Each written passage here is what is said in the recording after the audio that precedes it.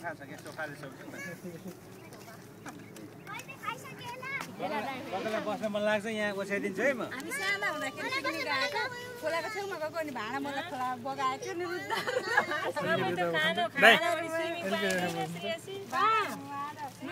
swimming सबै जसले जसले सिध्याउँछ त्यो मात्रै स्विमिङ गर्न पाउँछ सबैजना सुन है बच्चे लोग हो यो चप्पल पनि भित्र राखेको बाहिर बाहिर बाहिर यता यता पिछाडि छ सब कोरोना मराहरू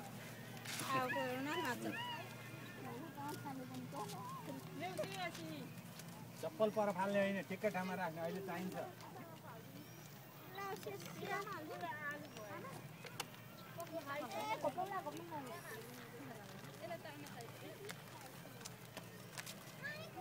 खाना ठिकै खाने है गर्मी छ